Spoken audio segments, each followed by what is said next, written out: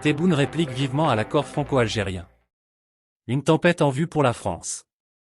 Le président algérien Abdelmadjid Tebboune a fini par répondre aux critiques récurrentes en France concernant l'accord franco-algérien de décembre 1968, qui encadre l'immigration algérienne. Dans une déclaration claire et diffusée à la télévision algérienne, Tebboune a condamné ces attaques, qualifiant l'accord de prétexte exploité par des extrémistes pour attiser des débats stériles et des tensions inutiles. Il a souligné que cet accord, en place depuis plus de 50 ans, est devenu un épouvantail derrière lequel certains se dissimulent pour justifier des prises de position anti-immigration. C'est l'étendard derrière lequel s'abrite l'armée des extrémistes, a déclaré le président. Ce n'est pas la première fois que Tebboune s'exprime à ce sujet.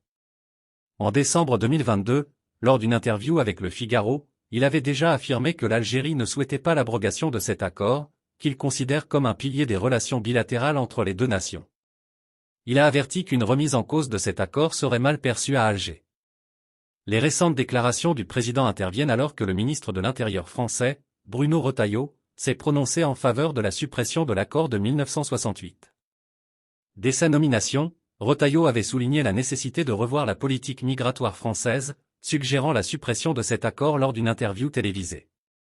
Il avait déjà défendu cette idée avant de devenir ministre, lorsqu'il dirigeait le groupe Les Républicains au Sénat, estimant que l'accord était devenu caduc. En juin 2023, lors d'une intervention sur Radio J, Retailleau avait réaffirmé cette position, allant jusqu'à dire que la suppression de l'accord de 1968 était nécessaire pour la France, même si cela devait provoquer un incident diplomatique avec l'Algérie. Face aux critiques potentielles, il avait rétorqué, et alors, affichant une certaine indifférence aux conséquences diplomatiques. Suite à ces prises de position, des députés du parti Les Républicains avaient proposé une loi en juin 2023 pour abroger l'accord, mais cette initiative a été rejetée par l'Assemblée nationale en décembre de la même année, ce qui représentait un échec pour Retailleau et ses partisans. Cependant, cette défaite n'a pas modifié sa position.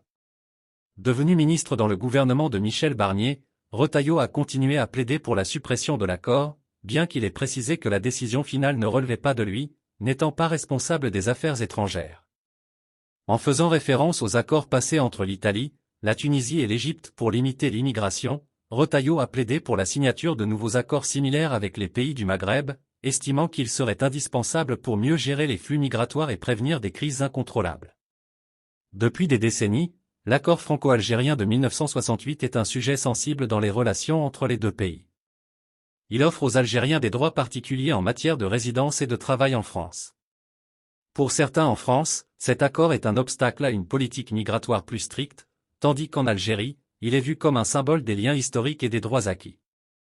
Malgré les tensions, l'accord demeure en vigueur pour l'instant. Néanmoins, les discussions sur son avenir pourraient ressurgir dans un contexte où la question migratoire reste au centre des débats en France. L'Algérie, de son côté, se tient prête à défendre cet accord et les droits de ses citoyens, tout en espérant éviter une détérioration des relations avec la France. Merci de bien vouloir activer la cloche et de cliquer sur j'aime.